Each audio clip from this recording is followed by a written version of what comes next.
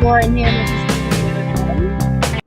Welcome. This is part 4 of my 2025 tomato grow list. We left off in the G's last week, so we will be heading down into more of G's, and a couple greens, which shouldn't surprise anyone. If it's your first time watching, welcome. I have a YouTube channel called Mr. and Mrs. Tomato Head, which you may be watching on. I have an Instagram, which you also may be watching on, Mr. and Mrs. Tomato Head. And then I co-run a group on Facebook called Tomato Lovers Collective and Swap. If you aren't a member, we encourage you to join. You will be with your Tomato Head family. Even if you don't like Facebook all that much, join just to be a part of our group. We would love to have you. And we appeal to everyone from the beginning grower, maybe it's your first year growing or thinking of growing, to those like me who've been growing for 30 or more years. We span everything in between. There are no stupid questions, and we love to be generous and to also help everyone grow your best garden yet. Of course, we are at the mercy of Mother Nature, but we have a lot of fun making sure that people get the questions answered that they want answered, maybe collect some seeds that you've been looking for. And these shows I've been doing on Tuesdays featuring my 2025 grow list, they are best watched with a notebook and pen. You may need to write some things down that appeal to you. I have a lot of really unique things this year. Again, I do tend to each year, but I feel like each year just gets more and more unique and rare to me. I'm showing you what I can. There are things that I cannot show that either I'm growing out to help stabilize for a breeder or just for a variety of reasons. There are things, I kind of pre-schedule some of these graphics, and I do show graphics for all of them. I don't think, all the ones I can show, I can. And some of them you can't find for sale yet. But I do show graphics for the ones that I have, that I can grow and that I'm allowed to talk about. So if you didn't catch the first 3 episodes, you can catch them on my YouTube channel, Mr. and Mrs. Tomato Head, where I'm an interactive broadcast, which means I love to do this with you guys. We do air live. Today is April 8th, by the way, 2025. But it's also recorded for later viewing. So for people that can't catch this time, you're able to watch it. And I say hi to all of you that are watching the recording. And it's also good to be able to rewind if you see a variety that I talked about that perhaps you want to go back and look at. You can have it for that. So you can catch episodes 1 through 3 on my YouTube channel, Mr. and Mrs. Tomato Head. And that's it. Let's see who we've got here. I saw a couple people were here like half an hour ago. Hi, Lisa. 26 minutes ago. You were the first one. Hello, fellow tomato heads and Lauren. Hi, everybody. Speaking of tomato heads, I wanted to show you my shirt. So this was given to me. Rob and I got a surprise package yesterday from our friends at Inspired Garden Life. I've been talking about them for months now. I love their shirts. And on Thursday, I do a show on Thursdays called Lauren's Tomato Awesomesauce. This Thursday is going to be a special show. I'll still do my whole thing, but Tim and Darylyn from Inspired Gardening Life are giving away some t-shirt prizes. So make sure you catch this Thursday at this time, 4 p.m. Eastern Standard Time, 9 o'clock. All right, the time on the thing is wrong. It's 10 p.m. Central European Standard Time. Sorry about that. I had it left over from a couple weeks ago when they hadn't turned their clocks ahead yet. But anyway, it's this time wherever you are. They are releasing. They put teasers out yesterday, but on Thursdays they will be releasing a special collection that was inspired by us in Tomato Lovers Collective and Swap. Tim put up a post, guess it was a couple months ago, asking for ideas on designing shirts, and many of you did. And he and Darylyn took some of those. So he's going to be giving away. They are going to be giving away some prizes. And I can't wait. So this one, they don't have long sleeve yet, but I know when I met with them a couple weeks ago, I saw Tim and Darylyn were both wearing long sleeve, and I'm like, oh, you've got long sleeve. They don't yet, but it looks like they're coming out with long sleeve in May, I think they said. So long sleeve tank tops and V-necks. So I would hold off on ordering until you see the new stuff coming out on Thursday. But they always offer a special code for us for 15% off. It's TLC 15, inspiredgardenlife.com. But again, I would hold off until at least Thursday because the stuff they're coming out with is pretty awesome sauce.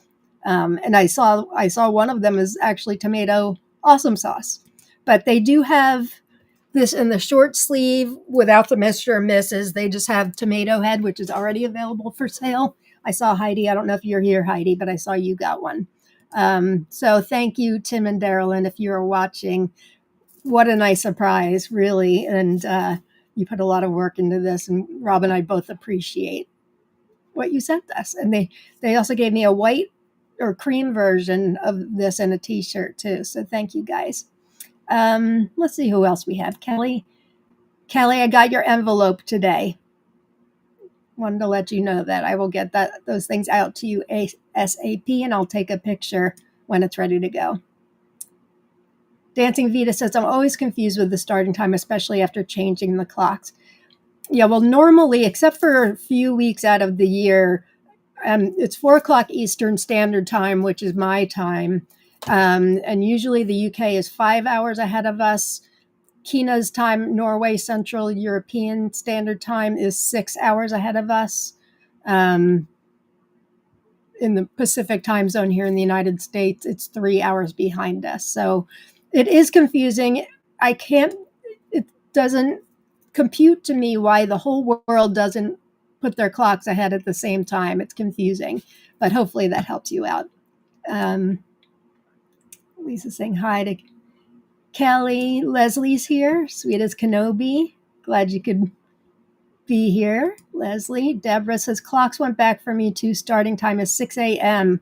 Good morning, everyone. Good morning, Deborah. Glad you're here. Sherman's here. Hello, Lauren and fellow tomato files. Happy to be here on this beautiful spring day in New Jersey, Zone 7B. Nice to see you, Sherman. Sunday was Fresh Tomato Day. And on my Instagram, we did a contest in the group. Everybody, you could list your favorite tomato. I put your name into a random drawing, and I did an epic fail of a live drawing today, just trying to do Facebook Live into the group only, not here on my YouTube channel. I did draw 5 names, but it wouldn't let me share the screen for the screen for the wheel of names that I worked so hard on. But I did draw the names, and it's tagged and listed in the group. Congratulations to those of you who have won. But I thought of Fresh Tomato Day is because Sherman is calling us tomato files. I put just from Rob and I a special like happy Fresh Tomato Day up, and I put a silly little definition up of what a tomato file is, which of course I completely made up. So Sherman saw that. Hey, Lucas, all the way from Austria. Glad you're here, my friend. I think we're going to be getting to a couple of yours today. I have to see. Terry's here. Hi, Terry. Getting my pad out and a proper cup of tea. Yay. Good. Kelly, it's my birthday tomorrow, so might be adding to my grow list after your show today. Well, let's talk since I'm sending you stuff anyway. If there's anything you see that you might like, a lot of this stuff I don't have extra seeds, but you never know. I'll hunt you down because I don't think you're going to reach out, but I will hunt you down. Hi, Christy. Woo, let's go. Yes, let's do it. Nicole Schwartz is here. Hi, Nicole. Annette is here from Germany. We have 10 o'clock now. Oh, you must be the Central European Standard Time. Is that it? Yeah, we had a briefer time in between once the clocks went ahead, right? Achillea's here.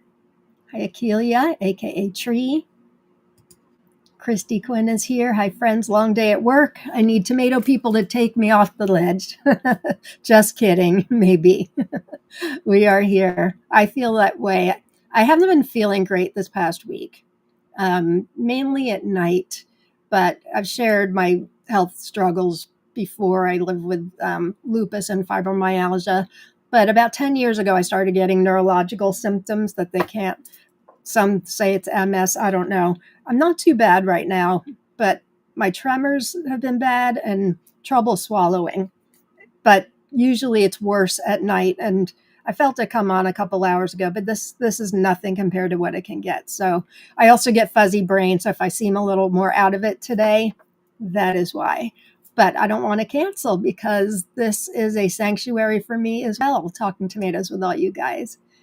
And here's my buddy Deb. Hi, Deb. And Blah Blah's here. Hi, Blah Blah. Satya is here. Glad you could join us, Satya. And Linda's here. You like the new music, Blah Blah? Thanks. I had to switch it a couple weeks ago because even though it was royalty-free music and I put the licensing code in the show notes as I was supposed to do, they were still demonetizing me. So now I've gone into the YouTube library to do their music, and that seems to be working. Hey, Kina. Glad you're here, my friend. Kim Pierce is here. Kina is one of the co-admins with me in Tomato Lovers Collective and Swap with Jen Joy. The three of us have a great time together, and we really feel passionate about what we do in Tomato Lovers Collective and Swap. And I hope you guys do too. For those of you that are in the group, and if you're not, please join us. We would love to have you. Hi, Christina. Glad you're here.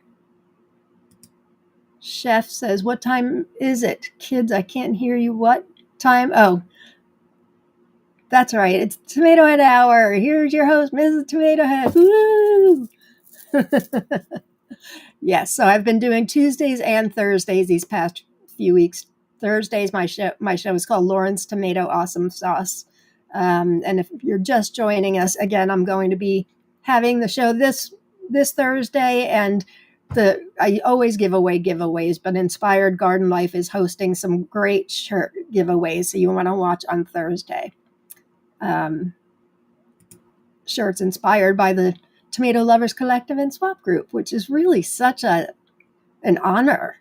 Like, wow, their designs are so amazing. And then they used our ideas, and yeah, it's a real honor. Tomato Lovers Collection, they have it right on their website. Hi, Lisa. Thanks for joining us. And Michael's here. Hi, Michael. Shirva, hello. Love your new shirt, Lauren. Me too. So, of course, Tim Darlin will let us know when the long sleeves are available. I think I saw something they wrote yesterday. They said May, and that will also include tank tops and V-necks, which I'm super excited about. Hi, Tanya. Kristen, I definitely might have placed 2 orders from Cultive to Rue. I know. They're great, aren't they? I did an unboxing, for those of you that may not know. I did an unboxing for them, 2 weeks ago, maybe. They're in, what's it, France or Belgium? France, I believe. And I did a great unboxing for them from the day I ordered to receiving it from France here to the US. It was only 9 days. So I'm glad that I can help with your tomato addiction. Francis, hi all, need a good distraction from this workday. Stock market woes. Don't look. The key is not to look. Otherwise, we'll all go down in flames with being crazy. Blah blah loves the long sleeve shirt. Me too.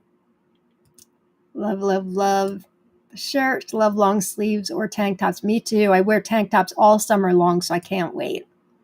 Hi, Amanda. Love that shirt. And here's Heidi. Sorry I'm late. No problem, my friend. Yvette is here. And Naray is here. Hey, everybody. Thanks. Glad you could join us. Listening while I do some potting up, says Malachite. Jens, what's what you do? Hey, Eric. Hey, tomato people. Loving these Grow List live shows, says Amy D. I'm so glad. I'm so glad. I was wondering if it's driving you crazy because we're all like, it's painfully slow going through it. But I'm not really someone to just show a picture, say what the name is, and move on. I like to share as much as I know about that tomato. Information is really important to me. Breeders are really important to me. So that's why it takes a little bit longer. But we are having fun, I think. I'm glad you guys think so too. Hey, Teresa. Glad you're here. And Claudia's here. Hey, Claudia. Okay.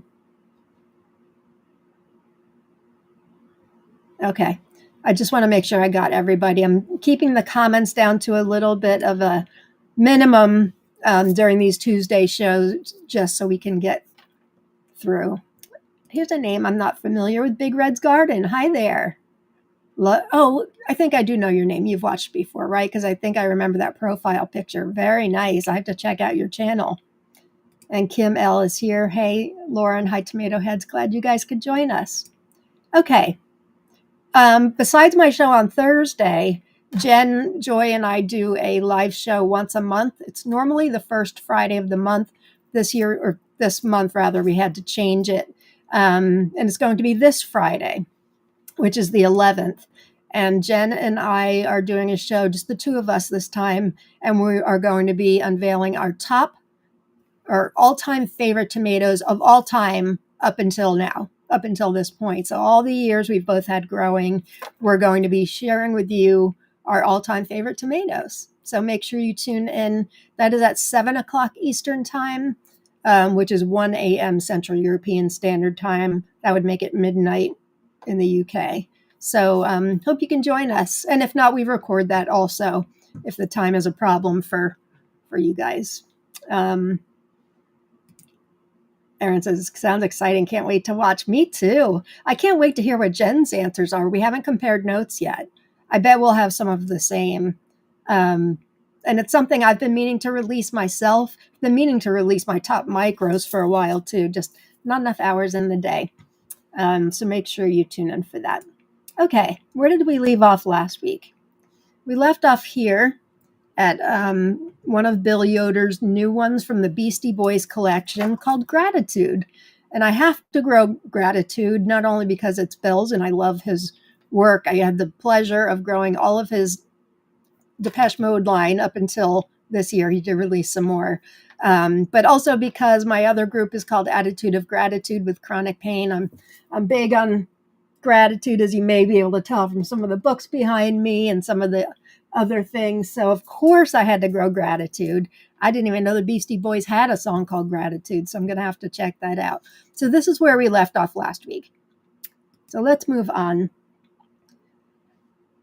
If you've watched before, you know that last year was the year of Jarsson's for me and Bill Yoder's. This year is the year of Sophia Sakova and more Bill Yoder and Spanish varieties. So I was lucky enough to get some seeds directly from Sophia, and this one looks amazing. Green Heart of Sophia.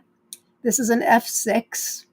Guess I forgot to put it on the graphic. Usually I'm good at that. Sophia's from Russia, and she has some beautiful, beautiful tomatoes she's released. We're doing a grow out in Tomato Lovers Collective and Swap. Those of you from the Sophia grow out with me, let's hear it. I want to see Team Sophia. We have a chat going, which is exciting. People sharing what is germinated, what hasn't until this point, but it seems to be most people are having good luck. This has germinated for me, both of them, so I'm pretty excited. Sophia on her site says it's an early variety, grows to be 2 meters in a greenhouse. She says it's very productive. Fruits are emerald with small antler, elongated hearts, weighing 200 to 300 grams. Pulp is marmalade and sweet, so like buttery and sweet. I notice it's got like a pink, a very faint blush to the inside. I love that. Anybody else growing Green Heart of Sophia? If so, shout it out in the comments. Talking about my show with Jen sounds like a must watch. I think it is going to be. I mean, I've grown some pretty darn good tomatoes in my time. You know, I've been saying now for 9 months or so. Um, I had a tie. So my favorite of all time, well, I don't, it's not really a spoiler because I say it like every week, but Malachite box or Malachite Shkatulka is my number one and has been for years. Rob and I agree. Last year we really tied it, and I didn't get to compare the two of them because Malachite box ended a premature death last year. Not before I got to cross it with something else, but so we didn't get to do a taste off, but Suffer Well by Bill Yoder, just about as good of a tomato as you can get. So those are tied for my number one. But where we go from there, you'll have to tune in on Friday. There's Team Sophia. Woohoo! Malachite Jen's in there. Teresa's in there. Lisa's in there. Hey, Kenneth. Forgot about this, but I am here now. Do you subscribe to my notifications? I feel like I've heard you say this before. If you subscribe to notifications on my channel, it should alert you. Kina's growing this. I have 2 little green heart seedlings. Yay! I'm so glad. Me too. Me too. All right. So that's Green Heart of Sophia F6. So I said I pre-scheduled some. I've recently got my hands on some varieties that I've been looking for a long time that I'm not really allowed to talk about yet. So this has been you know how I'm a grow list disruptor for all you guys? This has been a grow list disruptor for me. So I've had to make some cuts. Green Prince is no longer on the grow list. I just can't do it. But the next one, put out by the same breeder, Camilla Plum, Green Prince Ruffled, is still on the grow list.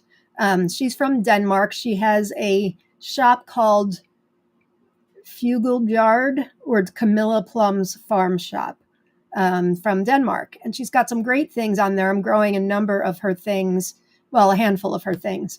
So I had to decide between Green Prince Ruffled and Green Prince, and Green Prince Ruffled made the cut just because of how it looks, and it looks a little bit larger. She says it's a new tomato emerging in her greenhouse, jade green, golden spots at maturity, looks like a tropical fruit, sweet, spicy, amazing, she says. So really looking forward to this. I've got some very healthy seedlings. Green when ripe ruffled variety. Yeah, it does. I have no idea the generation. She is selling it at her shop. So yeah, I don't know the generation, but I'm super excited for it. I would assume it's stable if she has it in her shop, but as we know, that isn't always the case. So, oh, Kenneth, you do subscribe, but you just get busy. I hear you, my friend. I hear you.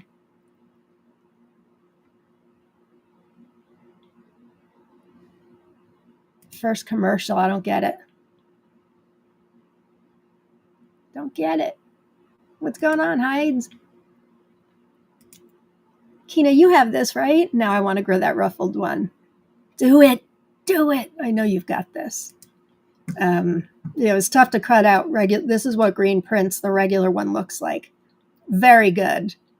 But to me, it looks like more of a saladette, and I've got some of those already. So the ruffled just really speaks to me. Can't wait to try it. Okay.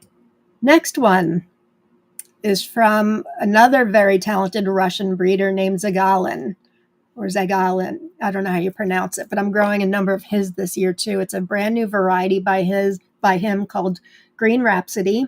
He says it's a new selection, indeterminate bush, 2 meters high. It's a mid-season variety. Fruits are flat, round, rich, yellow-green, shiny, smooth. The pulp is tender and aromatic. Like I said, it's brand new. Fruits weigh 150 to 200 grams with excellent taste.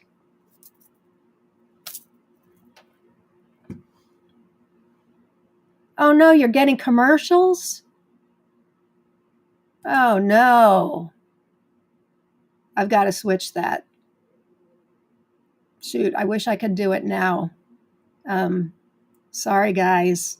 Did not intend for that to happen. I want to always remain commercial free. Rats. I did figure out how to get monetized, but I would never do this to you guys intentionally. I will switch that setting when I get off. I'm really sorry. Karen says, I love the color of Green Rhapsody. Me too. Kind of looks like, a little bit of a malachite box. A lot of the green when ripe get a bit amber as they're ripening. You're getting ads too. I'm sorry. I didn't realize they were going to pop up during the show at all.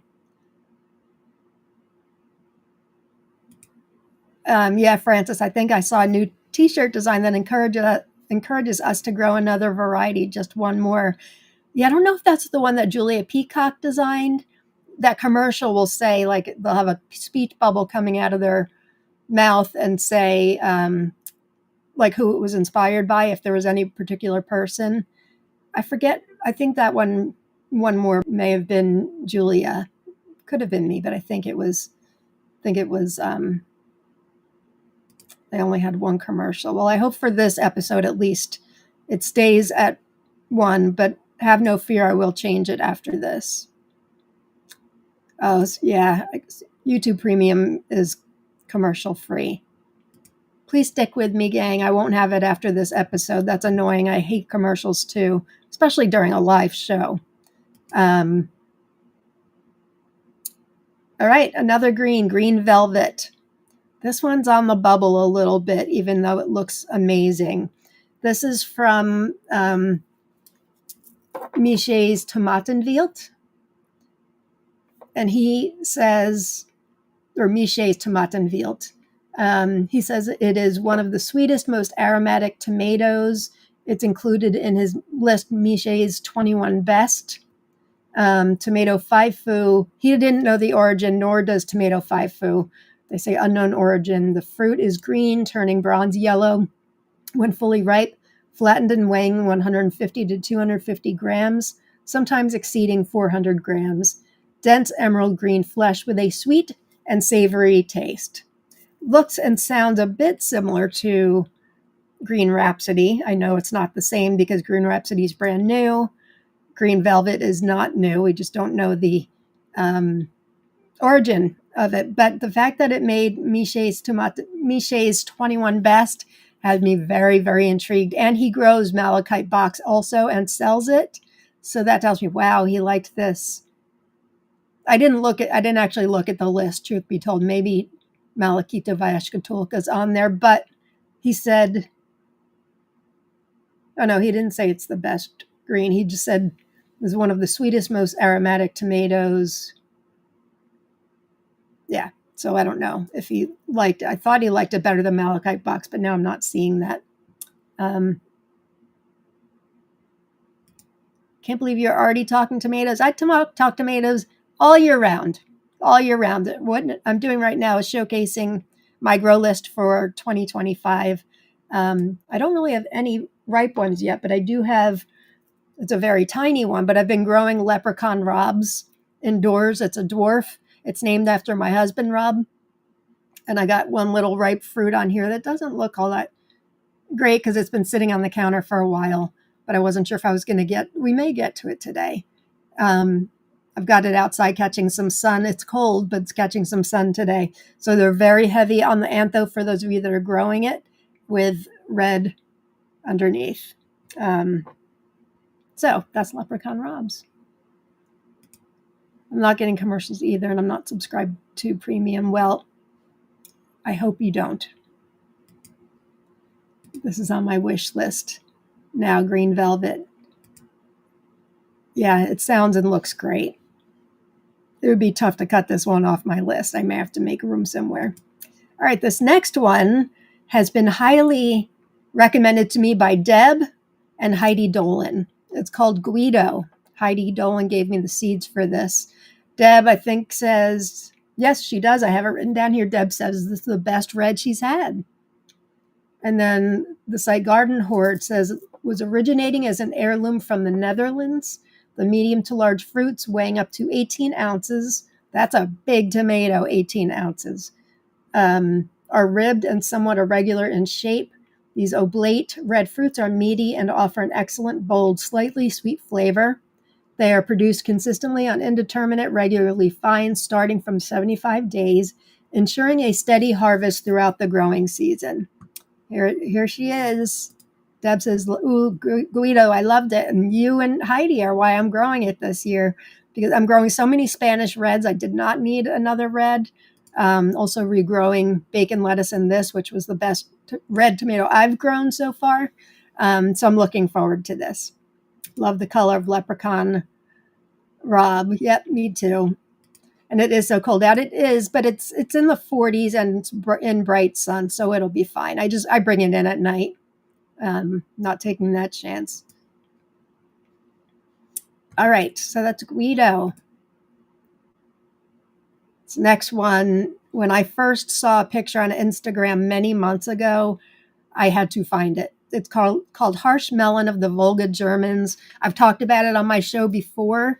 There are several vendors selling it now. I got my seeds from TOMATO Awesomesauce, but I know Tomato Eden carries it as well. I believe Croatian Seed Store carries it also. It just looks amazing. I love the color. I love the shape.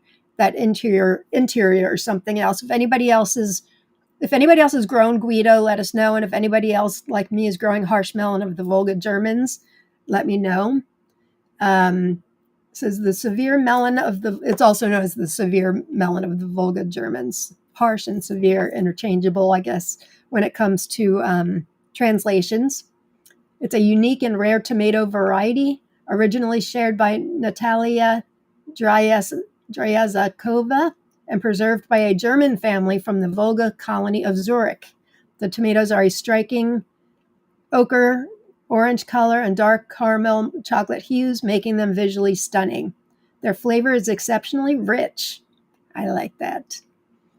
With intriguing fruity and spicy notes, this variety is not only productive but also long fruiting, making it a delightful addition to any garden. And then Croatian Seed Store says it's mid-season, indeterminate, regular foliage, an amazing rare family variety. I think it's not going to be rare for long after this season. Tomatoes are heart-shaped orange-brown color, weighing 200 to 400 grams. The flesh is dense, fleshy, and sweet. Lisa's growing Harsh Melon. Heidi's growing Harsh Melon. I love the name too, Kenneth, for sure. Jen, that was on the bubble. I know it ordinarily it would be on the bubble for me, except coming from Deb and Heidi, I can't. I have to grow it. I just have to. I've got others on the bubble, but that one is not. Kenneth, I've got to stop coming here. My list keeps growing and growing. There was a shirt. There is a new shirt from that Tomato Lovers Collective that we'll be looking at on Thursday. It's not Grow List Disruptor, but it's something about being a Grow List Disruptor. I forget what it says exactly, but it's perfect for me. I have to grow it. Have to order it and wear it. Hi, Laura. No problem. You can always catch what we've talked about so far earlier. I'm being told that some people are getting commercials. Rest assured that will not happen after this week, or it shouldn't. I apologize. Lisa says, Lisa's growing Harsh Melon as well. That ochre color gets me every time. Plus, come on, the name. Couldn't agree with you more. That says the pressure's on for Guido. I know. Well, you grew bacon lettuce in this, right? And you liked Guido better. Am I right about that? And you grew swoon and cabin fever too, I think, right? So that says a lot to me, for sure. I haven't grown swoon and cabin fever. Don't have room for them this year, but I am growing bacon lettuce in this, and we loved it. Loved it, loved it. Kenneth, I wish I could grow t-shirts. You and me both.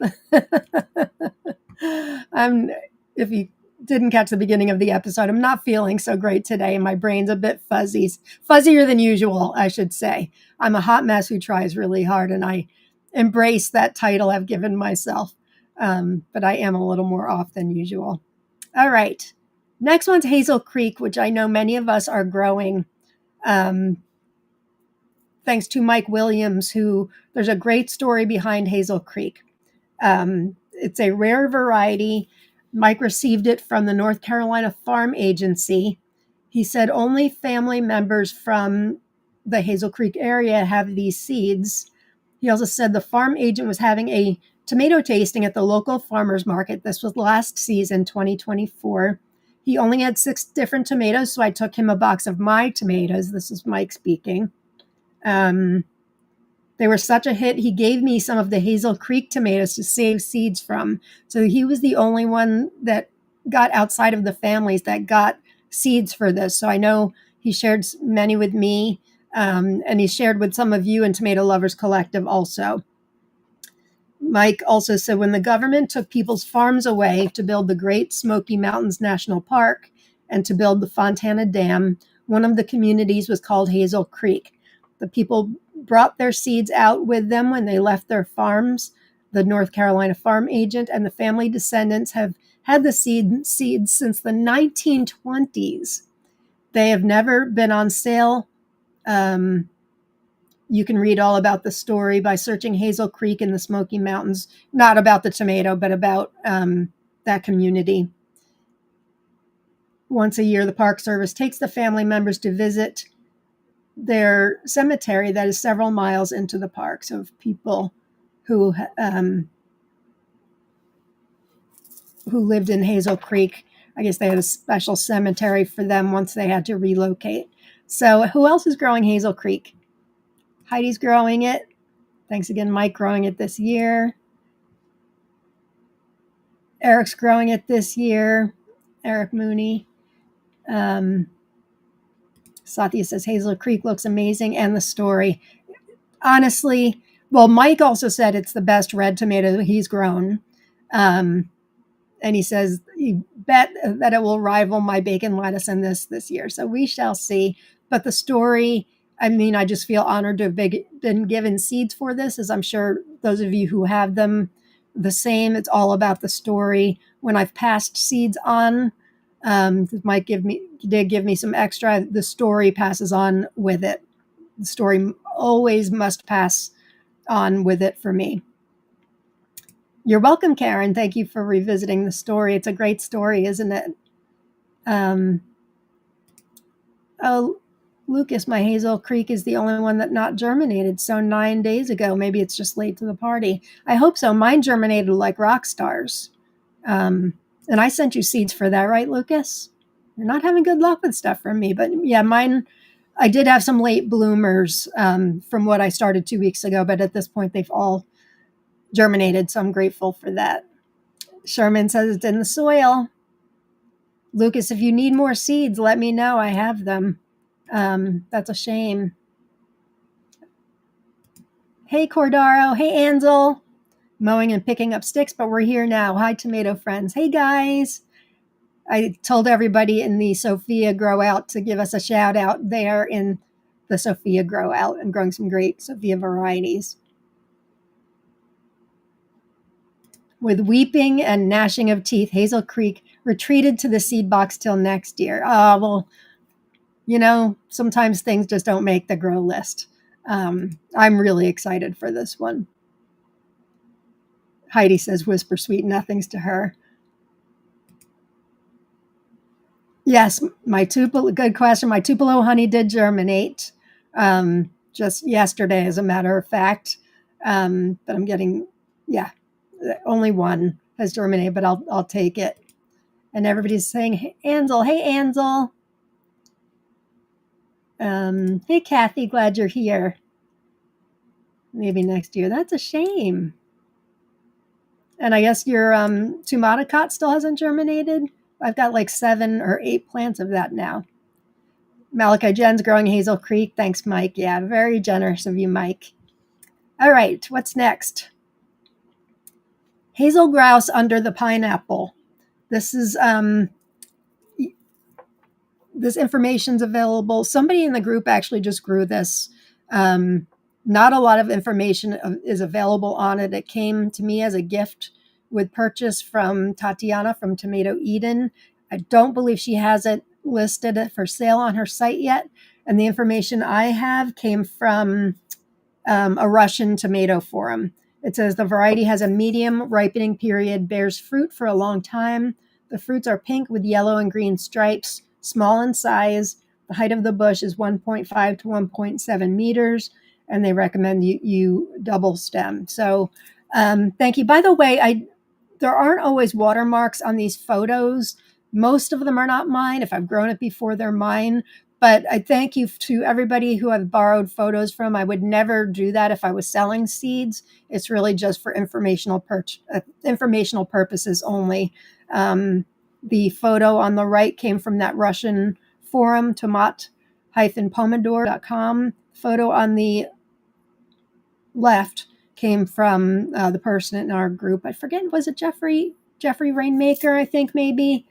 Thank you. I can't thank everybody in all the pictures, but I do thank you all for allowing me to borrow. Again, I would never do it if I was selling seeds. I just think that's wrong to steal somebody else's photos. I think, it takes a lot of time and effort to take really good pictures of tomatoes.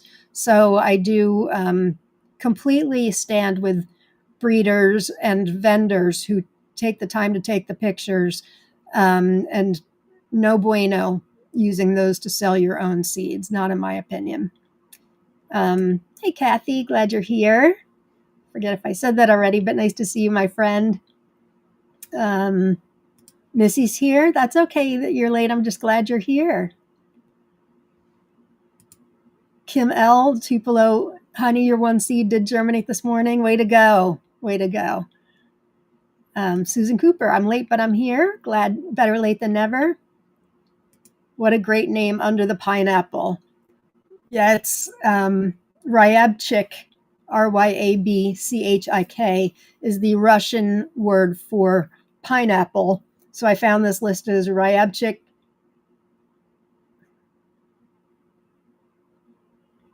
That doesn't make any sense. It's hazel grass it should be under the Ryabchik. I don't know. It was hard to find information, I will tell you that. But I know I'm not the only one growing it this year. If you are growing it, let me know.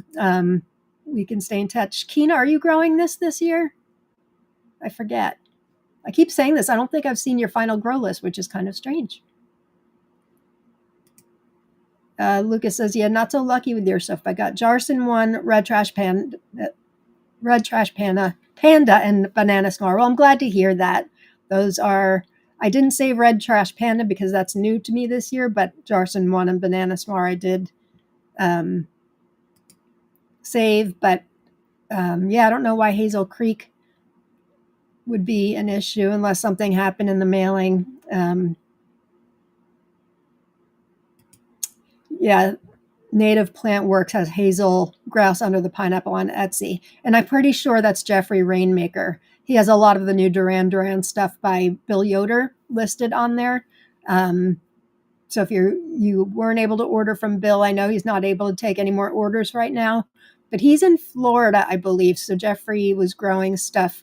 So a lot of the Duran Duran stuff, if you're looking, you can find on there. And this one, I'm almost positive Native Plant Works is Jeffrey Rainmaker. Deb's growing it, hazel grouse this year. Nice. I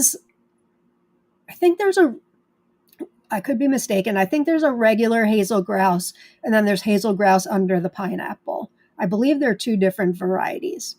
Ryabchik is the hazel grouse? Okay, good to know. I feel like I've seen that name many times, Ryabchik. That's only why I didn't think it was hazel grouse. Okay, good to know.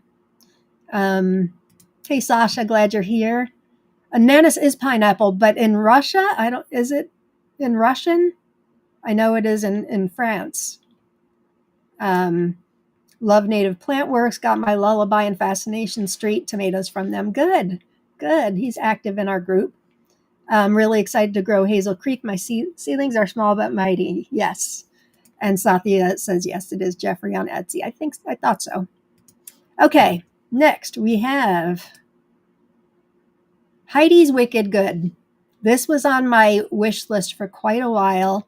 And Kina so beautifully shared seeds with me. I've only seen it listed. I was telling Heidi Jarsson about this just a couple days ago, maybe yesterday, that I've got an extra plant and that I will give it to her when we see Jen and I are having our meet and greet and plant swap day during our May episode of Tomato Talk Live, and that is going to be May. You would think I'd know by heart by now. May 9th, I think. Let me just confirm. I have to put out something advertising it. Yes. So we're meeting up in Carlisle, Pennsylvania, which is halfway for both of us. We have a pavilion that we get at a park there. So if anybody wants to take a road trip and drive to us, I'll be giving away some of my extra seedlings, but the extra Heidi's Wicked Good's going to you, Heidi, for sure. Heidi spelled a little differently, but there's no info I can find on this other than the site is tomatojunkie.eu, junkie with KIE. So tomato junkie with an IE.eu. That's where I first saw Wicked Good. And that's where I got these 3 pictures from, tomatojunkie.eu. There's absolutely zero information on it. Kina says, I have 2 strong, beautiful seedlings of Heidi's. Me too. They germinate like rock stars for me. Thank you again. Super excited for this one. Heidi's Wicked Good. Ooh, I know, right? It's beautiful. Oh, Nicole, only 2 hours away. I'll be there. Yay. I'm so excited. We don't have a time yet, but we're going to start obviously earlier in the afternoon, and you can bring your seeds and we can do seed swap, plant swap, whatever. And it doesn't just have to be tomatoes. You can swap. I'm growing some extra borage, the Bill Archer variegated borage that I'm hoping to give out extras of. So we would love to see you guys. Last year we had Cynthia Floyd, who came like 5 hours with her daughter Beatrice, and it was really great. So I will put out the information very soon so everybody can plan accordingly. But check out, you can use Google Maps and check out how far Carlisle, Pennsylvania is. For Jen and I, it's equal 2.5 hours each. The internet isn't the greatest there, so our episode from last year was a little choppy. Hopefully it'll be a little bit better this year. But I'm excited to see as many of you as possible. Last year we advertised it like 2 days ahead of time, which didn't do anybody any good, but we would love to see as many of you as possible. It'll be really nice to give you all hugs. Really cool. And Jen, of course, another hug. Okay, speaking of Bill Yoder and Duran Duran, I almost wore a Duran Duran shirt today because I'm talking about a few of the Duran Duran ones. But I just had to put on this new shirt by Tim and Darylyn that they so beautifully made for Rob and I, Mr. and Mrs. Tomato Head. The regular just Tomato Head without the Mr. and Mrs. is available in a t-shirt from them now. But if you're looking to order again, I would wait till Thursday. They're going to be giving away some free t-shirts during my Lawrence Tomato Awesome Sauce show, and maybe some other goodies also. And we're going to show the brand new Tomato Lovers Collective collection, which is such an honor. They've got some great stuff that was inspired by many of you in the group who provided them with ideas. Okay, hold back the rain. I shared, I think, last week that not this past weekend, but the weekend before, Rob and I were up visiting friends in Massachusetts for a 60th birthday party. And Sunday night, we stayed an hour. We stayed a day later so we could be there Sunday into Monday because we went into Boston and saw this fantastic Duran Duran tribute band. I mean, I've seen Duran Duran many times. I've met Duran Duran a few times. And they were just, it's hard to measure up to that. These guys were good. They're called Double Duran, by the way, if you want to look them up. Rob and I are going to go again at the end of the summer. They're coming down to, I think, Cape May, New Jersey, somewhere down at the shore. All right, let's talk about Hold Back the Rain. This is part of Bill's brand new Duran Duran line. I wish I could grow all of them because I'm such a Duran Duran fan, but I mean, I'm growing a lot, just not all of them, unfortunately. He says, these green when ripe tomatoes are very productive, but are delicate and have thin skin. I like that. I like that a lot. Thin skin, delicate. I like that. Clear epidermis, so it's hard to tell when they're ripe. And if you wait an extra day, you may experience surface splitting. Best to go easy on the watering to experience the best of the delicate flavors, hence the name Hold Back the Rain. Hence the name Hold Back the Rain. If you like Green Giant and Cherokee Lime, which is by, I know Cherokee Lime Stripes is by Bill Jeffers. I don't know if Cherokee Lime is or not. I think so, but don't quote me on that. So that's Hold Back the Rain. Anybody else growing this one?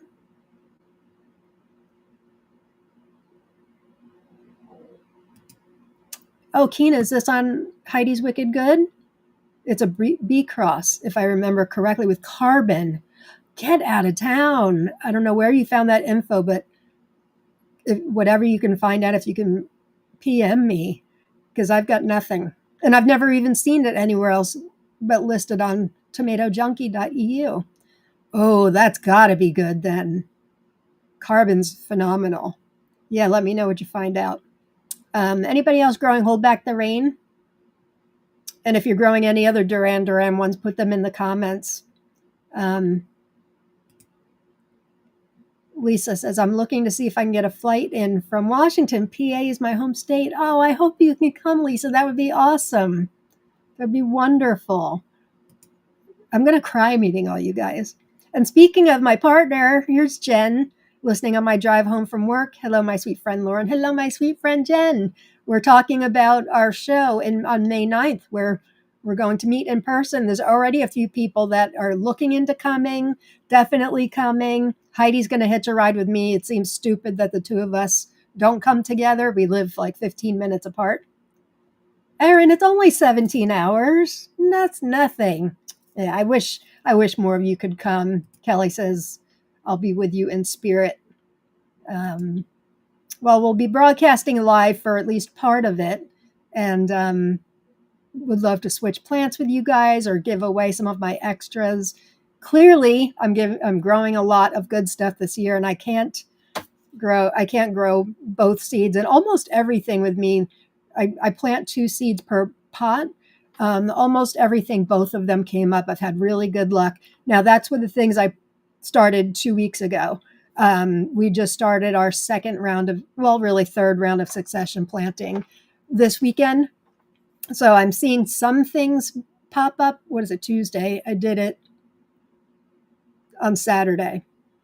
And a few on Saturday and Sunday for National Fresh Tomato Day. So I'm seeing 1 or 2 things popping up from this weekend, probably another day or so for most of them. But yeah, my first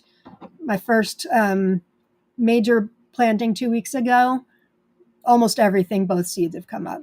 And if I'm not patient enough, and I know Kina has said this, and she and I talk about it together, Jen too, like I get impatient, and if I have another seed or 2, I'll put it in there. So sometimes I end up with 4 seedlings or more. Last week I talked about Full Moon Kiss from Wild Mountain Seeds, and I was having trouble with those germinating. Now I have 50 million Full Moon Kiss. So chances are if you come to Carlisle, you may be able to go home with one of those. Let me see if I have the graphic here. Full Moon Kiss. Shouldn't be back that far. Here it is. Full Moon Kiss I talked about last week. It's a multiflora bred by Diana Capuler and Mario Di Benedetto of the United States. Don't these look great? Look at the amount of flowers on this thing. So looks like one of Lucas's varieties. My stuff is all germinated from you, by the way, Lucas. All right, where was I?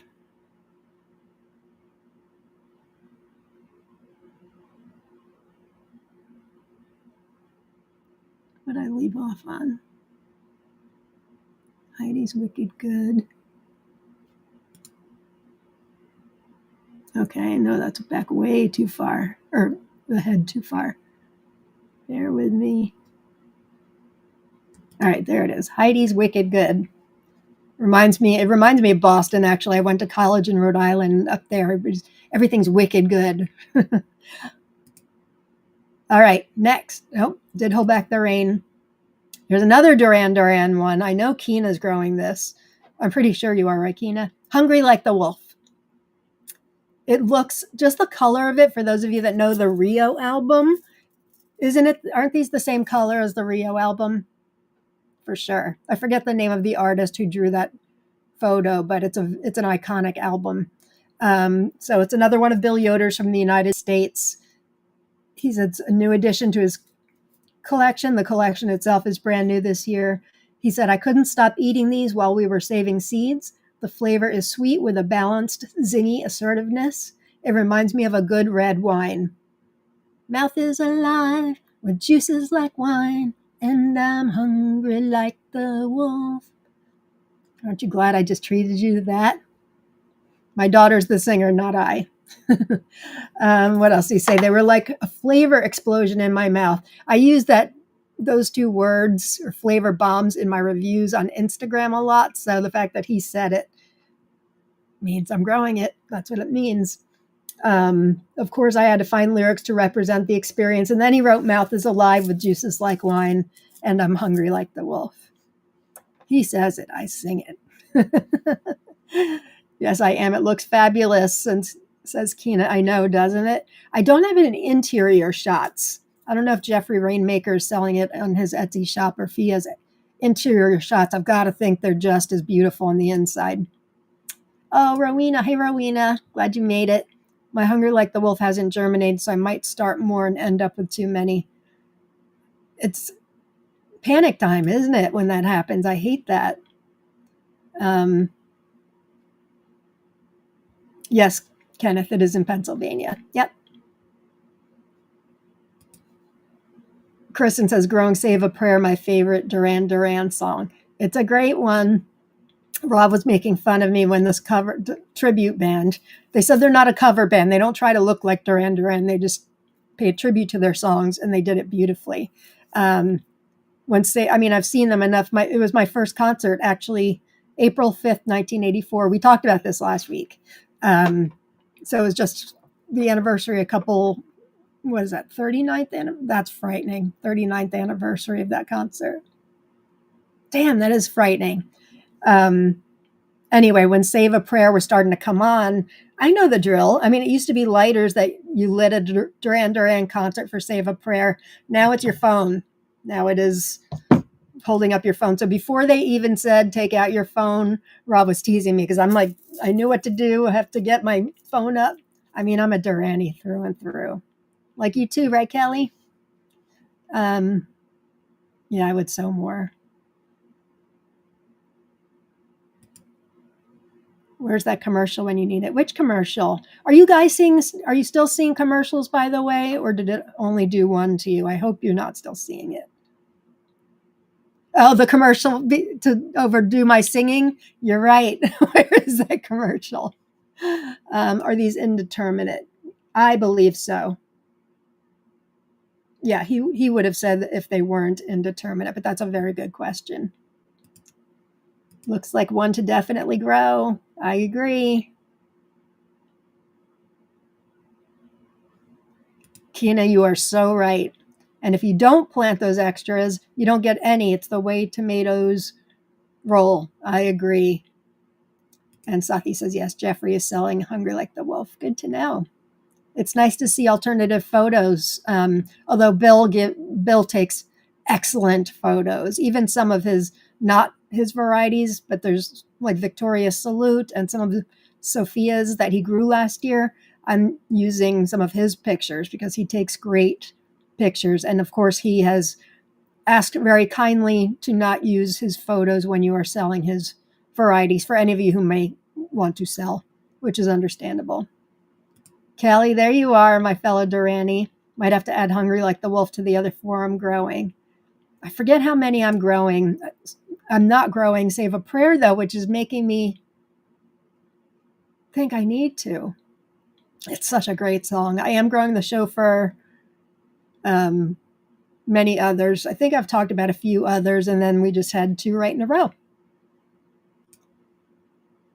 Kristen says he's also having a sale, so I got 3 more Bill Yoder DM varieties. If one of you wants to put a link to his Etsy shop in the comments, please feel free.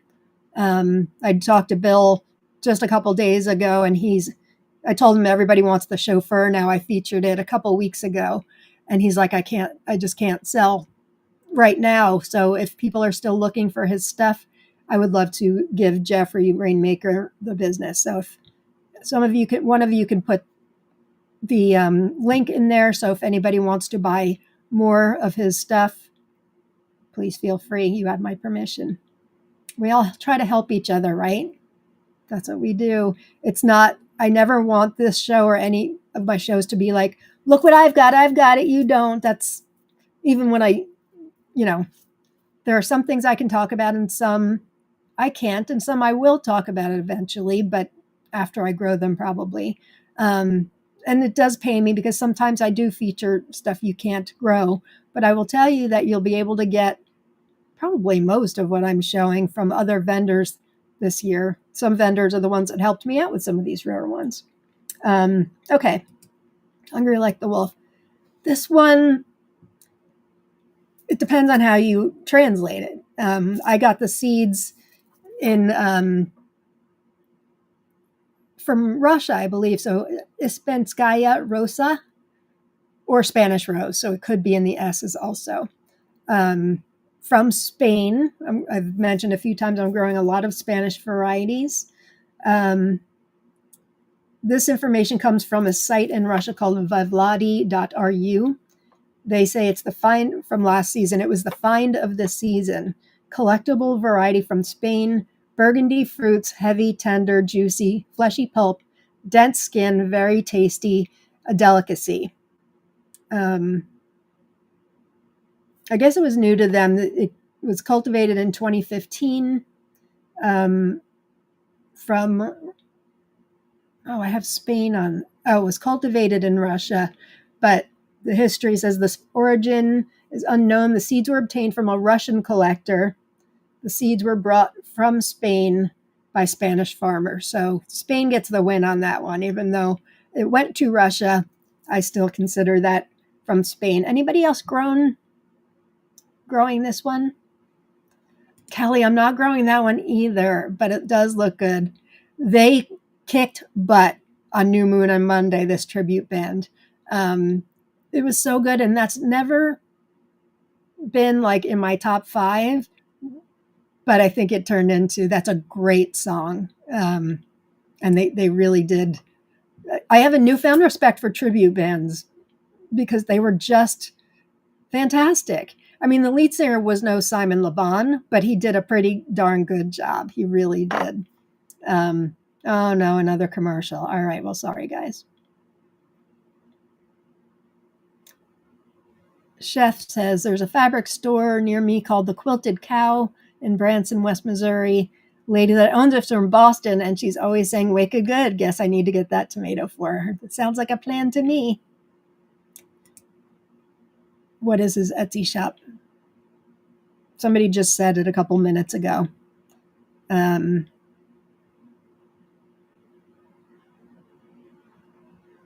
I forget. Somebody will put it in the comments. Now I'm forgetting the name of it. But if you Google Bill Yoder Duran Duran on Etsy, his shop will come up. Okay. So I'm excited for this for my Spanish collection. Paragon 12. 1 month till people zone 6 people can plant. Woohoo! Not me. We do like third week of May for us. We had a bad experience 2 years ago with a late frost on May 17th, so I'll never put myself through that again. Holding off a week. And I've got the weekend planned because every other weekend in May is weddings or baby showers. It happened last year too, which is why we didn't get our plants in until June. But this year, weekend of like May 24th is designated planting day for us. Native Plant Works. Thank you, Heidi. Yes, that's the name of it. Plant Works with a K. Okay, next one. How are we doing on time? All right. I talked about this one during my show last Thursday, Lauren's Tomato Awesome Sauce. It's called Iva's Red Berry. Breeders from Slovenia, Iva Grasa. Forgive the pronunciation. I've heard great things about it. It was going to be on the bubble, and then Kina told me that Kina knows Iva, and she said that it's Iva's. Actually, I have written down here that it is her favorite one. I didn't update to what you had told me, Kina. But Heritage Seed Market says Iva's red berry is a cherry tomato developed, as one might expect, by a lovely woman named Iva from Slovenia. It's a segregant of a stabilized cross between open pollinated Sungold, an F2 or F3, she says, and a Volunteer Super Sweet 100, which is another cherry that many of you, that's the one you love so much, right, Malachite Jen? Super Sweet 100, which is also a hybrid. She bred it, stabilized cross between those in 2003. The fruits are abundant, lots of red cherries from dime to nickel sized. They are larger than current tomato fruits, but they are not large cherries either. And Heidi Dolan from Thursday said they are even a bit larger than coyote. So coyotes are about that big. So probably just not much smaller than Sungold, I'm guessing. Somewhere maybe in between Sungold and coyote if you've grown coyote. Reportedly, the plants can get up to 7 feet tall, but mine have been grown in pots, so stayed a manageable size. This is from Elliot, Bunny Hop Seeds, by the way. She says, before I even tasted my first fruit, I knew that the flavor would be something special. Because the stink bugs covered it. And she said, I shared this last Thursday. She said that anything that the stink bugs get is usually going to be very, very sweet. Her tasting notes say sweet, strong, and wow. And Iva herself on Instagram says it's her favorite cherry tomato. With Sungold and Super Sweet 100 in its parentage, it's no wonder this is tasty, extremely productive, bordering a multiflora, easy, split resistant, and very sweet with complex tomato taste. The fruits are a true one bite size cherry. Can't wait. Evelina, hey there. I love Iva's red berry. It has such an intense and sweet flavor. Well, it had been on the bubble, but it is no more after Kina told me the other day how good it was. And now you and Heidi too. Thank you, Evelina. Nice to see you here. Julia, I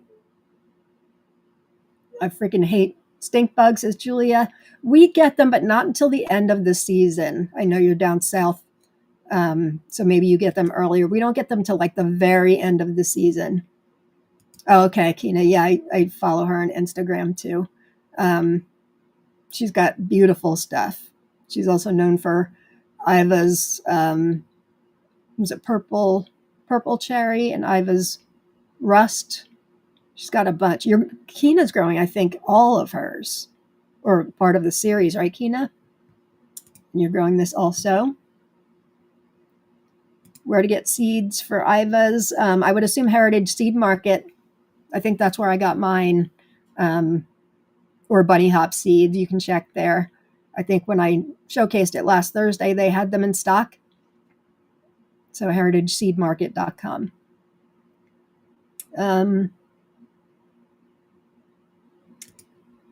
Chef, the only place I've seen Heidi's Wicked Good for sale is that tomatojunkie.eu.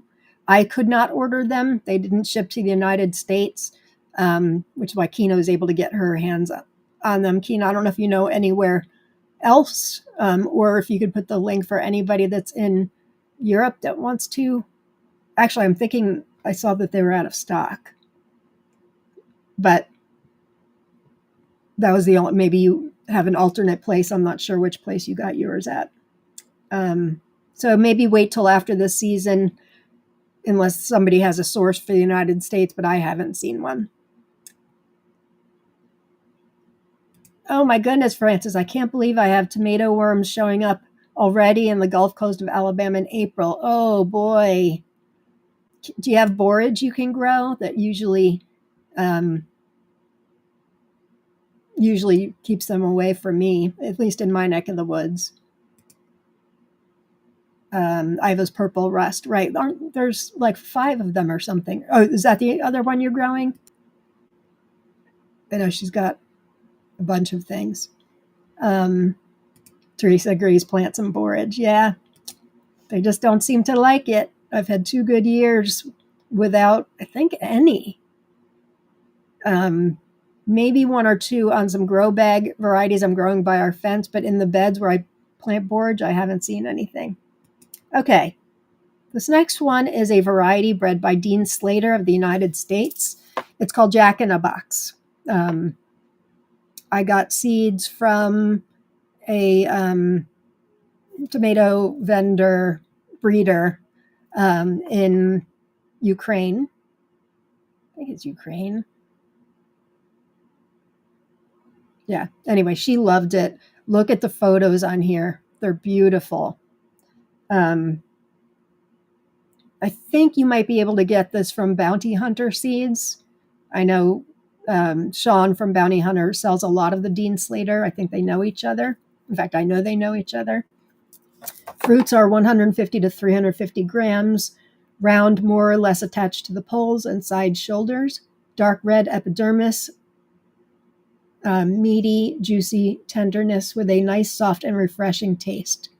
And then a site called tomat40.ru, so tomat40.ru, says it's a mid-season, very productive variety, grows to be about 2 meters tall, beautiful, high-quality, uniform fruits, burgundy brown with silvery green strokes and stripes, weighing up to 300 grams, cherry pulp, sugary on the break, good density, thick gel, yum.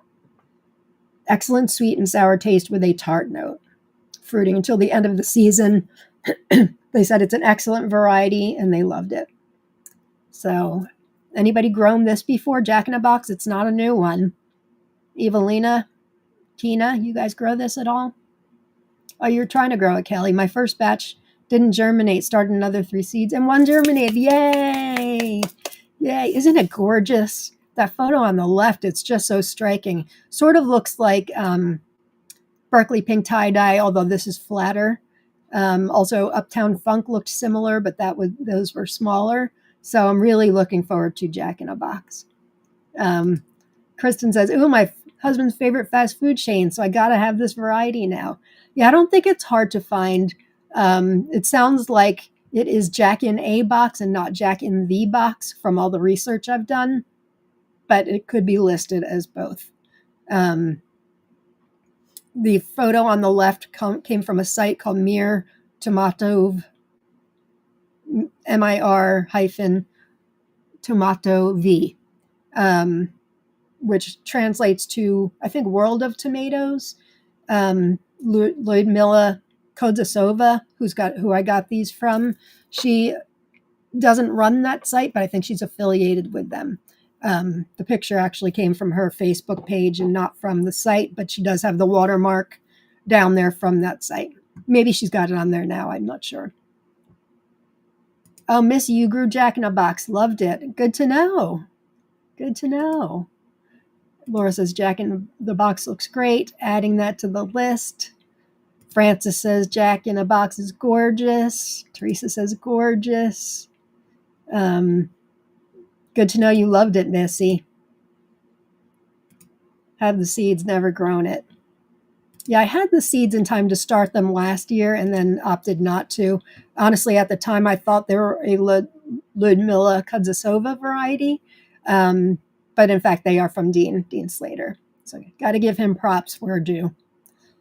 Okay, this next one is a really special one, gifted to me by my good friend and grow list disruptor for me, James Maxwell. He sent me these seeds, 9 months ago, and just called them Jakes. They came from Secret Seed Savers Exchange. I apologize. And he didn't know anything about them. There was no photo that went along with them. And now Experimental Farm Network carries it. And it's, instead of just Jakes, and some people do just call it Jakes, it is also known as Jake's German. And so found this from Experimental Farm Network, the photo. I was growing it. My son's name is Jake. He's 26. And while I haven't found a Riley tomato yet, I did find a Cinderella tomato. That's my daughter. So have I officially added that? I have. That's a Zagalen new release. It's an orange one. But anyway, this is Jake's German. And they say Jim Kima is a Minneapolis resident and longtime member of Seed Savers Exchange. He maintains about 40 of his favorite seed varieties. In 2021, Experimental Farm Network co-founder Dusty Hins and his family opened a garden center in Minneapolis, and Jim came to check it out. They got to talking all things seeds and are now starting to get some of Jim's favorite varieties out into the wider world. This tomato is grown for seed by Jim and is in his South Minneapolis backyard. It was originally obtained by Jim's uncle Jake from Jake's German neighbor. Jim acquired this seed nearly 40 years ago and has made the seed available through Seed Savers Exchange for many years. Jim has noticed that at least one other tomato, Old German, has many of the characteristics of Jake's. He guesses that Jake's German and Old German were well liked by German gardeners and brought here by people who migrated to the U.S. from Germany. The fruit is a large beefsteak type tomato. Many are 5 inches across and can be over a pound each. They have a dark pink color with a tendency to have a little green color on the shoulders, as you can see in the pictures here. They have a very good flavor that is somewhat mild. Leaf shape is more like a potato leaf. Vines are long and thick stemmed. It starts producing fairly early in the season and also produces quite a few fruit toward the end of the season. They are thin-skinned and may not keep very long if not eaten soon after they are ripe. Has anybody grown Jake's or Jake's German? Hey, Kit. Glad you're here. Hope you're feeling well. Sending love to you. Kenneth loved Uptown Funk last year, so maybe I will have to try Jack in a Box later this year. Yeah, I mean, I was just commenting on the looks of it looking like Uptown Funk. I have no idea on the flavor. I loved Uptown Funk also. That's a cross between Malachite Box, Pink Berkeley Tie-Dye, and I think Indigo Rose. So it's a cross between the three of them, and it was a fantastic variety. We grew 2 seasons ago and loved it. Okay, so that's Jake's German or just Jake's. This is the only, as last year was the year of Jarssons for me, I'm only regrowing one Jarsson this year, and this will be my 3rd year growing it. The last 2 years, it has seemed they were exactly the same. I know many Jarssons are not stable yet. I'm growing it for 2 reasons. One, to continue making sure it's stable, because my Jarsson 1, which I call Jarsson 1 tricolor, looks very different from other Jarsson ones. So I want to make sure that I can get this stable. I have given out lots of seeds. It's got a point at the bottom with fantastic coloring. Just look at the interior. It's a piece of art. You can see it's got almost a cone shape, kind of a flattened heart, I guess you would call it. And the interior is great. It is one of my favorite Jarssons. There's just something about it flavor-wise for me. I grew a lot of Jarssons and a lot of great Jarssons last year. This one has me coming back. It's very refreshing. The cross is Kazula 25 and Great White, or Great White and Kazula 25, Great White being the mother. I love it. And with those 2 crosses, honestly, I would have been like, I wouldn't have been rushing to grow it.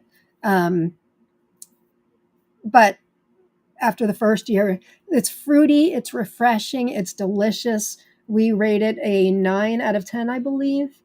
And we just love it. So year 3 of growing Jarsson 1 tricolor for me and us, and hoping to continue making sure they're still stable. Not trying to rename a tomato. I add names to the end just to distinguish if somebody's looking for the particular Jarsson 1 that I grow. I just add tricolor to the bottom there, because Tomato Eden has about 5 different Jarsson 1s on there, all looking very different. And there's nothing wrong with that. I'm sure they're all great. I just love the looks of this one. So Jarsson 1. If you got your Jarsson 1 seeds from me, hoping this is what will come out. Nicole says, I'm also growing Jarsson 1. Nice. And Lane Falcon's just joining in. Hi, Lane. Glad you're here. Oh, I'm glad you liked it too, Heidi. It's so yummy. I agree. Oh, look. Here's Heidi. Heidi's Wicked Good technically have not been released yet for those who were interested. I only have given seeds to my friend Iva. And you, sweet Lord. Oh, I didn't know that. You know, it's funny. I was going to tell you about this variety, not thinking that you had anything to do with it, even though the name was spelled great. Oh, well, I can't wait to grow it. Thank you. so grateful. And yeah, I guess that's why there's no information out there. Jarsson 1 tricolor. Julie's growing Jarsson 1 tricolor as well. Excited about it. You're not growing yet. It was a Jarsson year for you last year too. Not growing any Jarssons this year. Oh my, I need this one, says Chef. And I have a Jarsson 1 bicolor that I'm trying this year. I'm sure it's fantastic. There's a wide variety of colors. There's really only one Jarsson that I believe to be stable, and that's Jarsson 18 version 3.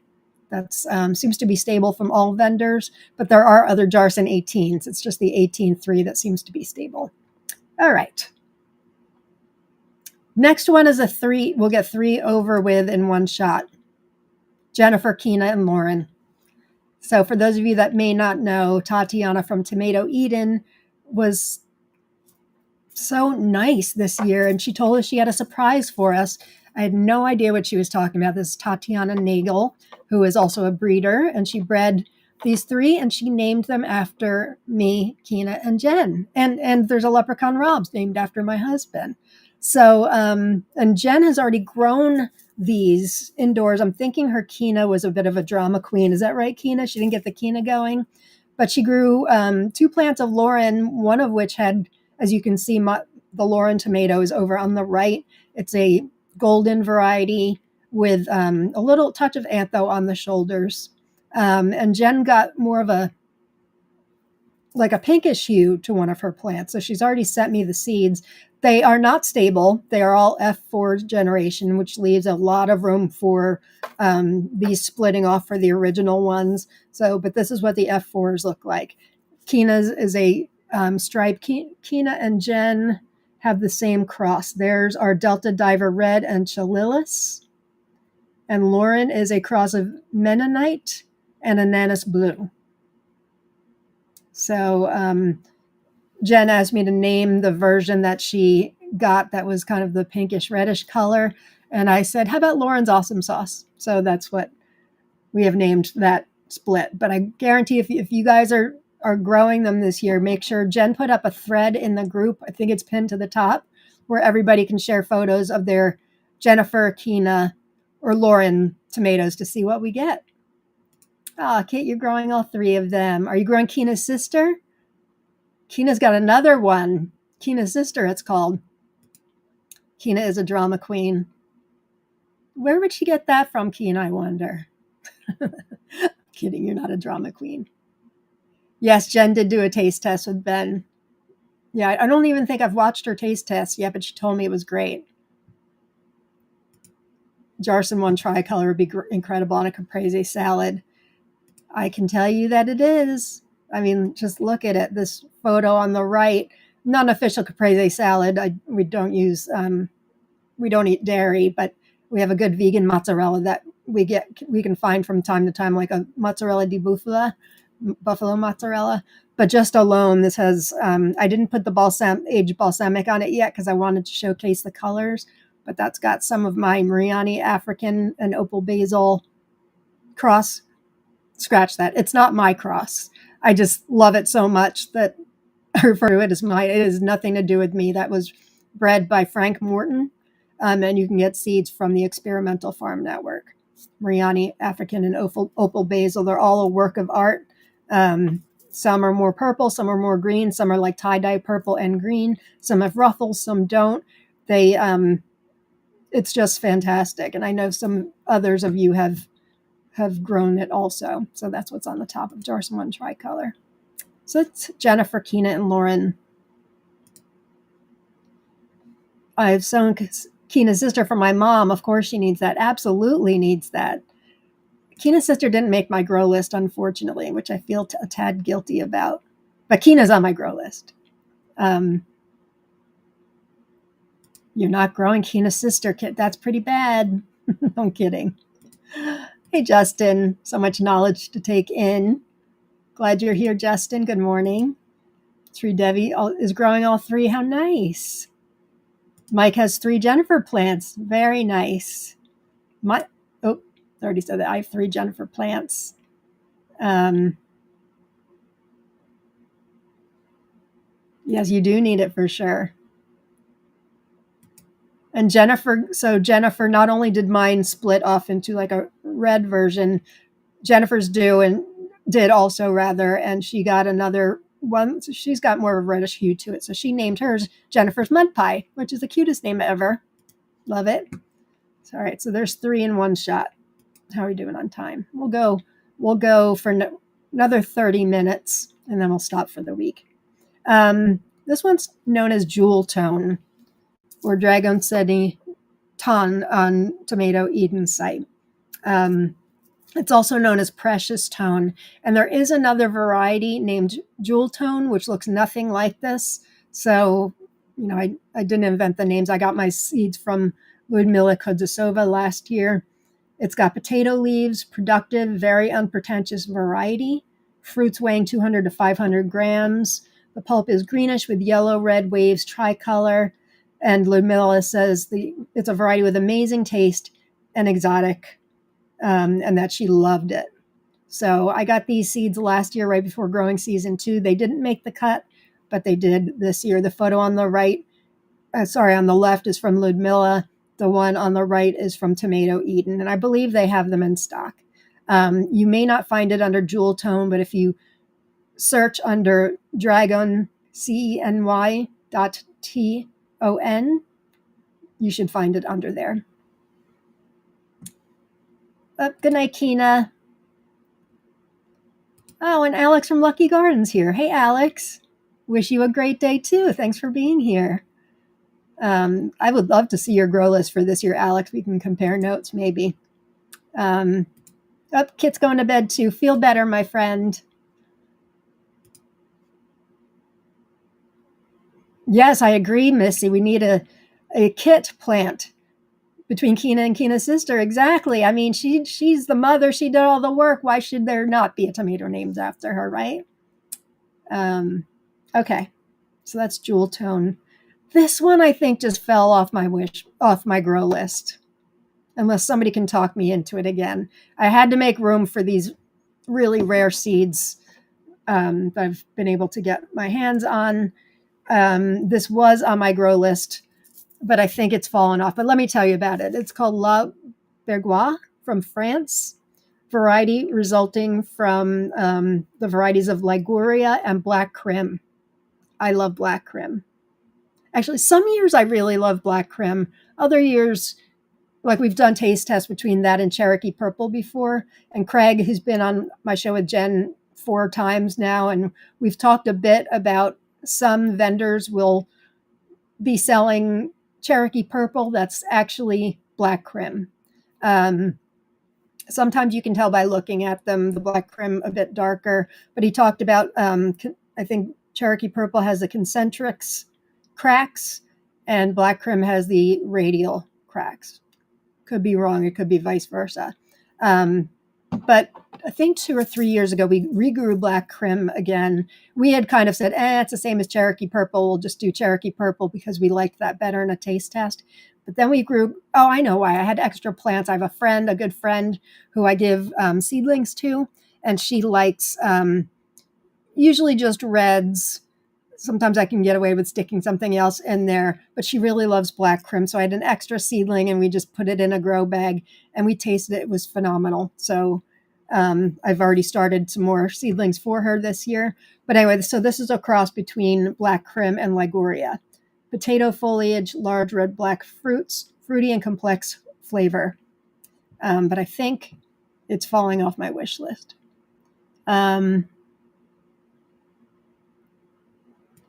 Alex says, my grow list is full of new varieties thanks to Bill, Russ, and Karen Olivier. Sounds good. Okay. Has anybody grown this one? Should I put it back on my grow list? Okay. Here's the leprechaun robs, named after my Rob. And I have one little fruit here if you joined us late. I've been growing it indoors the past few months.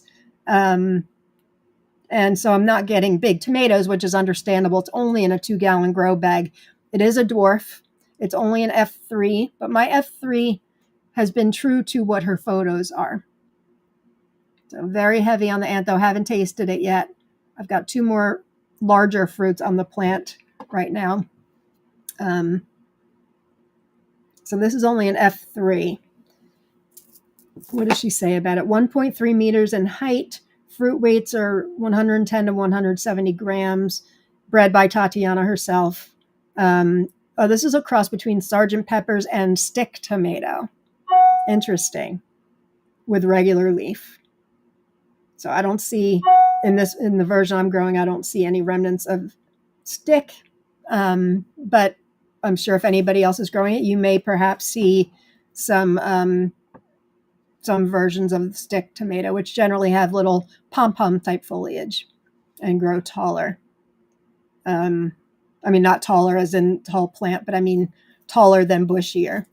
So that's leprechaun robs. Anybody growing this one? Or, yeah, anybody growing this one this year? You had this one last year, Missy? It cracked wrong? Oh, the Cherokee Purple Black Creme, right. I remember that. I remember Craig talking to you specifically.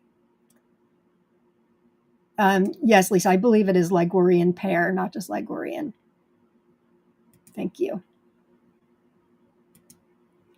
Alex, we are all F1 hybrids, just like our parents. We are. Although we are a lot of generations passed from our family tree, but you're right. From our 2 parents, we are an F1. Never thought about that before. That's adorable. Okay, next one. Oh, I'm excited for this one. Lost Marbles Green. So there's a variety called Lost Marbles, bred by Phil Seneca of Good Mind Seeds. And there was an off-type that came out in the garden of D.A. Tomatin Lady, Mary Hope, who's known as the D.A. Tomatin Lady. Here's the story. She says, this is from her Facebook page, in 2018, I was given some Lost Marbles seeds from a friend, which I grew and showed at the first ever tomato festival in Oldenburg. A beautiful deep red and very tasty tomato.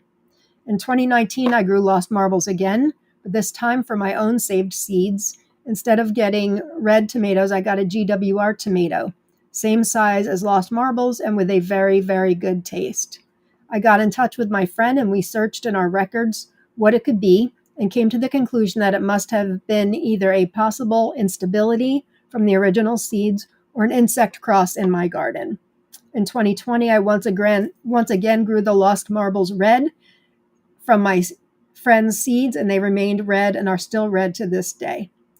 The Lost Marbles green is what she named it, have remained green and are still exceptionally tasty. Last year in Parc des Garten, I took a bowl full of them to taste. I knew that I would bring most of them back with me, as many people do not like green when ripe tomatoes, although they can be the best tasting and juiciest cherry tomatoes. The bowl was empty and people were still asking for more. Luckily, I had enough fruits at home to get seeds and gave some away to people. So that is from Mary Hope D.A. Tomatin Ladies. Anybody else growing Lost Marbles green? Hector says, I might have one growing. Is that of this one? Lost Marbles green? Oh, Lisa's clarifying. Put it back. It sounds a black flavorful paste. Ligurian is also known as Coir de Boeuf Albenga. I did not know that. So that's heart of Albenga. Beef heart of Albenga. Thanks for the lesson, Lisa. Anybody else growing, or have you grown? It's not new this year. Has anybody else grown? Leprechaun Rob. Nice, Hector. Have to keep me posted on that. I saw it somewhere and maybe ordered it, but I can't remember where. I'm trying to think of where I've seen it for sale. Meraki, maybe? Maybe I'm just thinking of Purple Boy Green. Oh, no, I think it's Vienna Seeds. I think they have it. Correct me if I'm wrong. Yeah, I think I may have seen it on Sabine's site. All right. Here's a new one that I'm blessed to grow thanks to Heidi Dolan. These are from Craig. It's called Lucky Bling. I think I talked about this on my Thursday show, but let me just enlarge. Take a look at this foliage. Take a look at this foliage. It's a potato leaf variegated. This is from his F5 selection. He crossed Blues Bling with Little Lucky. I mean, I've never seen foliage that looks like this before. Looks like a house plant. And that interior looks insane. Heidi, if you're still here, thank you very much for seeds for this. I'm very honored to grow it. What else does it say? Heidi got this information directly from Craig. Fruit size 12 to 16 ounces, smooth oblate in shape with no issues with cat facing or blossom end rot. The seeds exhibited green gel, interior fresh, medium yellow with some red marbling, and superb, complex, full flavor, which I rated an 8.5 out of 10. The working name for this selection is Lucky Bling, which is why I named it that, just because that's his working name. This all came from Craig. Alex Mooring, among others, grew out this selection. And then Heidi said what Craig said. No issues with cat facing or blossom end rot. Striped, start to ripen 93 days.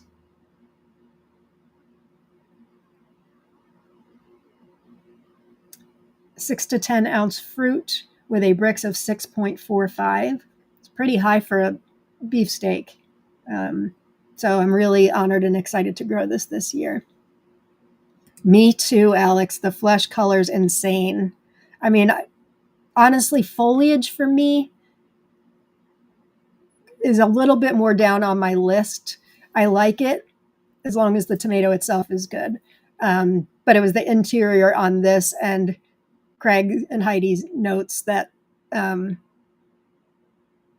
me really want to grow it. And then that foliage. It's just insane. I know Kina loves variegated foliage. In fact, she's bred something with variegated foliage. And Cordaro and Ansel, I don't know if you guys are still here, but you posted one of Craig's crosses just this morning, and it's chartreuse and variegated. It's phenomenal. So excited to grow these.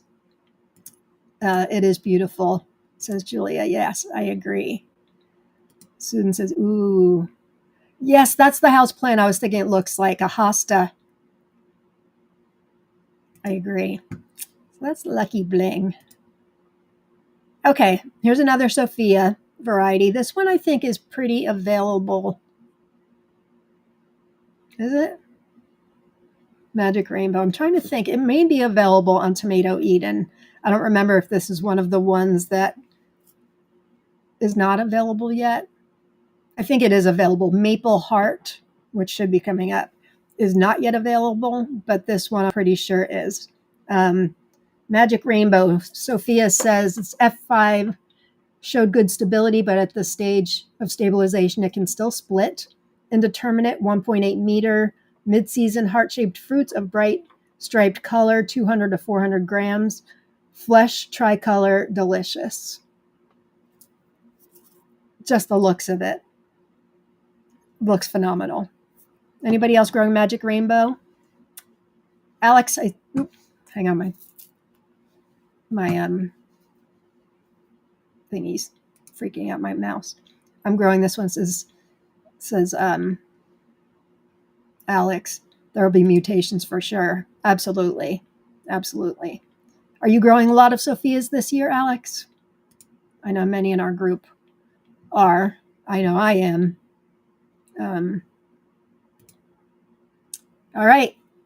My favorite tomato. This is tied with Suffer Well, which I know Alex loved also. Suffer Well is one of Bill Yoder's new additions from the last year's Depeche Mode line.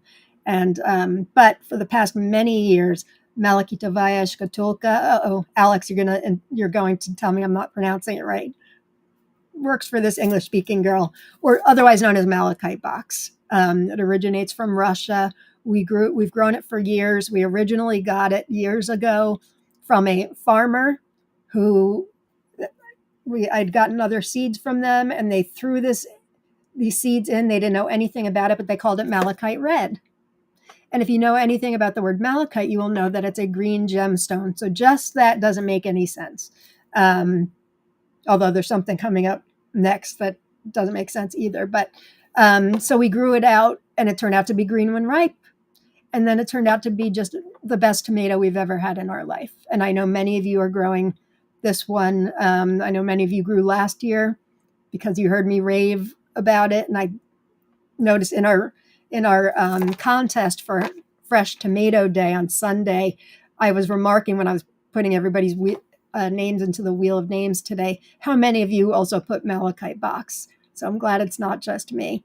As of a couple of years ago here in the United States, they weren't very well known. In Russia they were, but not here in the US. I'm glad to see them more well known and being sold many, many places now. Alex is growing 4 to 5 of Sophia. Tell us which ones if you remember. Julia's growing Magic Rainbow. The seed cap came off and took most of the cotyledons. Oh no, that's a bummer. Lisa's you're growing, are we still talking Magic Rainbow here? Probably. Okay. Raminta Giuliano says, so happy my seeds lifted to be germinated. Oh, gifted to you. Cannot wait to try this one. Well, I hope I didn't steer you wrong. It looks like a big nothing. Totally looks like a big nothing. But I assure you that it is a flavor explosion, to use the words of Bill Yoder a couple minutes ago. This will always be on our grow list. It's non-negotiable, and I've been using it. I made my first cross with it last year, and then I've got other cross ideas for it this year. But it's delicious, totally. And it's been really productive for us too, especially in that mushroom compost. Okay, so I said a couple minutes ago that having a malachite red makes no sense because it's a green gemstone and red, it doesn't make sense. However, there's a mutation of Malachite shkatulka, and it's Malachite shkatulka chernoya, given to me by my friend Ramonte. She told me about it a year or more about it, and a year or more ago, and I was like, what?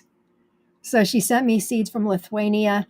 Hard to find any information about this because it really is, the seeds she gave me were kind of old, but they germinated like rock stars. I think I found some information on a Russian tomato forum, but maybe not. I don't have any other information, just what she told me. And she said it was very good. She was trying to grow out malachite, this regular malachite box, I believe. And these are her photos, by the way. Thank you, Ramonte, for these seeds. I'm so excited to grow this. It'd be hard. I wonder if it tastes just like malachite box, the regular one. Curious to see what happens. So this is a real special one that I'm delighted to have. Oh, how does malachite box taste? For me, it checks all the boxes. It's sweet. It's got tanginess. I don't like just sweet tomatoes, which is why I tend to stay away from like all orange or all yellows.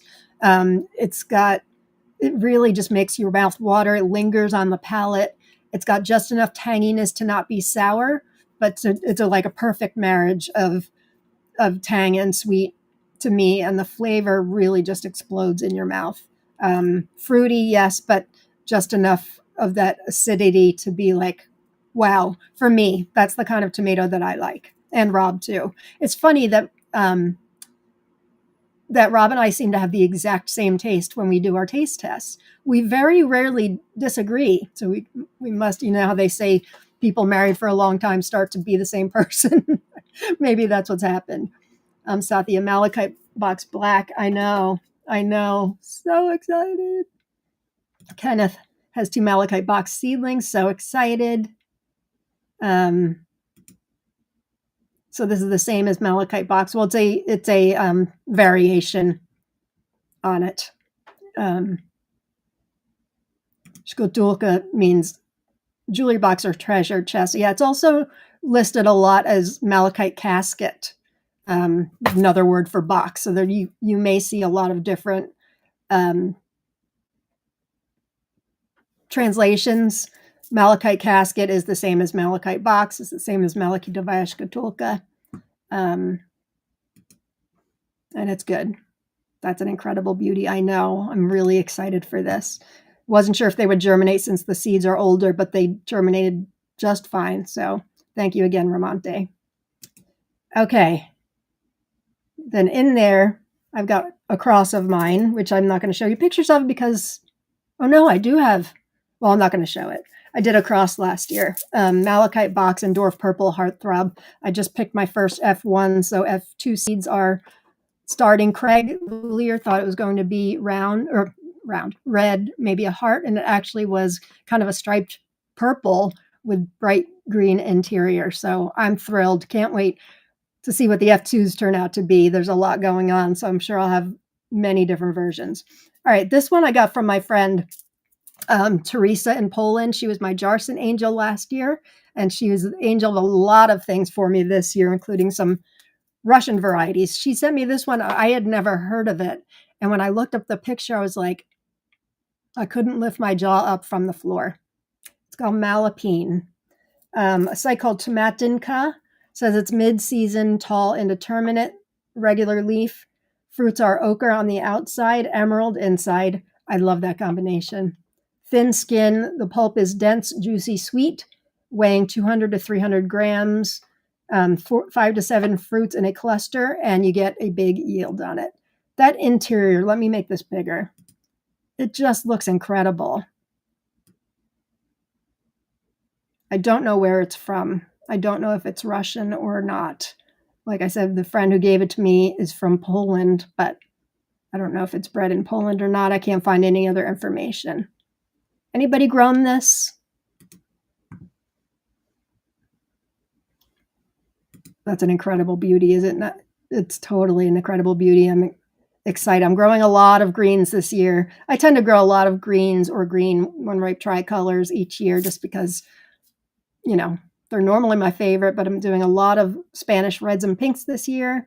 Have a few striped, not too many, a few like golden and pink bicolors for sure, but definitely heavy on the green and definitely heavy on the green tricolor.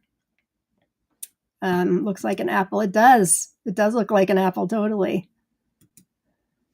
Okay. Next one. We're making good headway. All right, this is the one that is not available from vendors yet. Sophia sells it on her site, but her site, she stopped sales from her site for the time being. So this is called Maple Heart, and it looks phenomenal. It's a cross. It's an F6. I don't know why. Usually I'm pretty good about putting the generation on there, but this is an F6. Sophia says it's a cross of maple syrup and cardinal on straw. Both of her varieties have been out for a few years that are very popular. Can you believe all the Sophias I'm growing this year? I've never before grown a Sophia Sakova. It's unbelievable to me. I'm growing I grew 25 Jarssons last year. I'm growing 25 or more of hers this year because she sent me some really hard to find ones that I just need to grow. So yeah, cross of maple syrup and cardinal on straw. F6 shows excellent stability, but the probability of splitting at this stage of selection still exists. Mid-early indeterminate, 1.8 meters in a greenhouse. Fruits are round, heart-shaped, come in the form of a boat, 200 to 500 grams. So these are pretty large tomatoes. She had an average of 300 to 350 gram, although there was also a 500 grams, so that's over a pound. The color of the fruit is very beautiful, olive yellow, turning into pink and ochre. The pulp is tricolor, tasty and sweet, fleshy at the same time, juicy, aromatic fruit. This looks amazing, does it not? Dewana Markham says, lovely. Lovely. And the color on Malapine is gorgeous. I agree. That is a beautiful one. So I'm super. Deb, are you growing this one? I forget. This is a Deb tomato too, for sure. A Deb and a Kina too. So maple heart. That's all I know about that. Interior just looks like. I can't wait to grow it. Quincy, hey Quincy. That interior is gorgeous. I agree. I just want to bury my face in it. And I will. Both seeds. All of my Sophia's seeds germinated great. And I didn't get them all from her. I got a lot from her, but I also got from TOMATO Awesomesauce. And I mean, really, it has very little to do with, no, I shouldn't say that. It does have to do with often how the seeds were saved, how new the seeds are, how they were fermented, how long they were fermented. Did I already say how old they are? Yeah. But everything I got from her has been great. And TOMATO Awesomesauce and Tomato Eden too. I haven't had any issues with all the varieties I'm growing from Sophia. All right, this next one I featured on one of my shows several months ago. I had it in my most wanted because the description I had found sounded great. So I got seeds from both Kina, who had ordered it from me, and in the meantime, Kim Wallace had sent me seeds. So thank you to Kina for helping me order it from a place in Italy. This is from Italy. It's called Morinda, or also known as Sicilian Morinda. Let me tell you why I wanted to grow it. There's an article on it in a place called elitistreview.com. They call it the tomato of God. They say the world is full of wonders, most of which you will never discover. When you have had Isle of Wight and San Marzano tomatoes, you think you have done tomatoes. Then you try Sicilian Morinda tomatoes, and the world will never be the same again. They're from the Piceno region of Sicily. We are told it is the warm and salty soil of the region that gives them a flavor and texture rarely matched by other tomatoes, which obviously I'm not in the region of Sicily. So I'll have to see how it translates to the soil of northwestern New Jersey. It's actually more like central western New Jersey. But anyway, so I don't have sea air. We're about an hour and a half from the Jersey Shore. It says, unlike most tomatoes, Morinda tomatoes do not require much, if any, salt on them once they are sliced. I believe they sell them in stores there. So you can find stickers, and maybe elsewhere in Europe as well, but you can find a sticker that'll say Morinda on it. So it wasn't easy to find seeds, but there was a place in Italy that I found and asked Kina if she could order it for me because I really wanted to try it, and I wasn't able to order from the United States. You first notice the firm, crunchy texture, then comes a mixture of rich fruitiness, melons, rambutans, and pears, and a vigorous astringency. Finally, on the finish, you get a lot of acidity. The acidity is not harsh, but powerful nonetheless. I should not have said finally, because these flavors and textures will haunt your palate for ages once you have fished your Morinda tomatoes, and this is an absolute delight. Firm pulp, slightly tart, incredibly full-flavored, almost salty, as opposed to, I guess they've got good stability, because it says, as opposed to summer tomatoes, which can be used both for salads and for sauces, this tomato is at its best when still,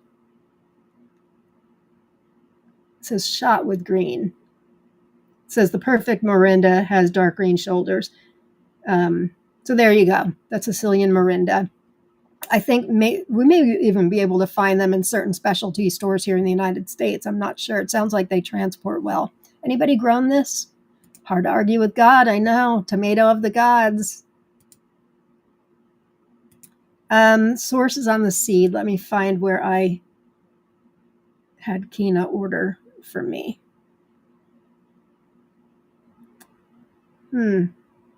If you private message me, I can, or email me. You can email me.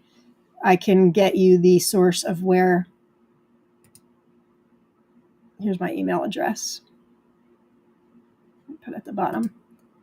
I don't know offhand. It was a vendor from Italy. I know that. I think it was from Italy. Somewhere I couldn't order in the United States. So Sicilian Morinda. Okay.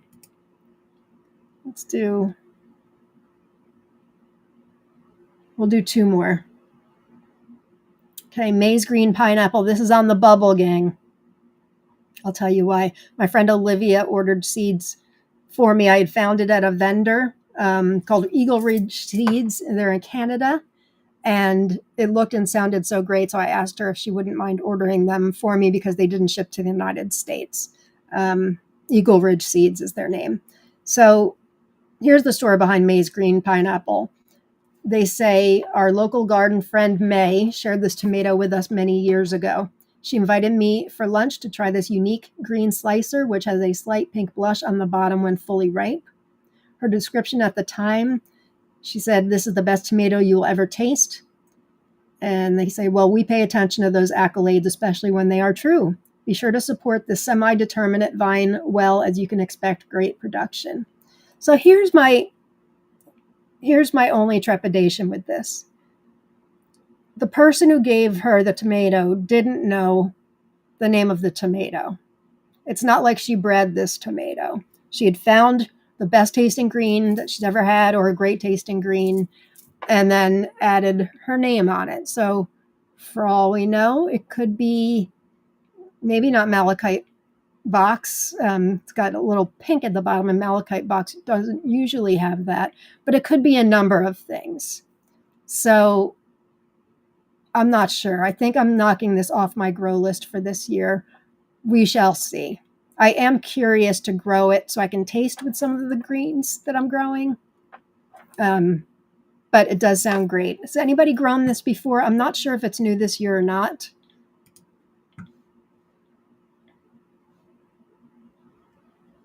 Haley. Hey, Haley. I love a tomato that tastes salty without adding salt to it. Me too. Me too. So that's maize green pineapple, which I believe you can only find at Eagle Ridge Seeds in Canada. All right. Now our last one for today is one of Lucas Wallman's varieties. Thank you, Lucas, for seeds for this. Micro wine or Wien from Lucas from Austria. It's a multiflora. Let me expand the photo so you can see just how much of a multiflora it is. Bam, look at that. Kind of looks like microberry. We had a chipmunk we named Microberry Jerry because he liked to eat them. So I'm looking to grow this in a hanging basket. Not even a basket. It's a hanging deck railing planter. I did that with microberry last year and it did just fine. Here's what Lucas says about it. Microwine takes the term multiflora to a new level.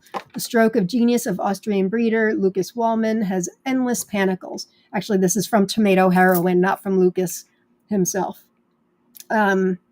Pretty sure you wouldn't call yourself genius, Lucas, even if it were true. About the size of gooseberries, taste wonderfully sweet. And then Lucas himself says microwine is my now seed-stable cross between daddle wine and microberry. So it's got microberry in it, and we quite enjoyed that. The aim was to generate a larger, slightly sweeter microberry, but to maintain the good brown rot resistance. The multiflora variety produces an average of 150 fruits per panicle. So that's microwine. Anybody else growing microwine, or have you grown microwine? Need to start a 2026 grow list. I think you do. I have seeds for microwine, but didn't know anything about it. Yeah, he sells his seeds on open breeding, open-breeding.org. And he asked for help from his Facebook group for people to help him stabilize varieties, which is really fantastic, I think. So that's microline. So, okay, that's it for today. We're just about at 2 hours. So we've made it through M's. And I think I said this last Thursday, but just for those of you who've been watching the whole series, my grow list is definitely lighter on M through Z than it was on A through L, which is kind of strange because in my seed binders that I keep my stock in, the second half of the alphabet definitely has a lot more for me than first, but my grow list has more A through L than M through Z. So I won't say we're half done. We're, I don't know, maybe 3/4 of the way. I think it's probably too much for only one more episode. But if I go longer next week, I might be able to finish it up. We will see. So thank you all for being here. Don't forget to join me on Tuesday for Lauren's Tomato Awesome Sauce, where we'll be inspired garden life. The people behind these Awesome Sauce t-shirts will be unveiling their new Tomato Lovers Collective inspired collection of shirts, and they're going to be giving away some free shirts. So you want to make sure you can watch. And then Friday, you're getting 3 of me this week. Friday is my Tomato Talk Live for April with Jen, where we're going to be unveiling our all-time favorite tomatoes. So you don't want to miss that either. That's at 7 o'clock Eastern Standard Time. And thanks all for being here. I apologize if you were inundated with commercials. I'm going to try to fix that now while it's on my mind. Apologies. Not intentional. So until Thursday, or next week if you only watch the grow list, thanks for joining in. Peace, love, get your gratitude on, and go grow tomatoes. Bye, everybody. Let's get some music to play us out.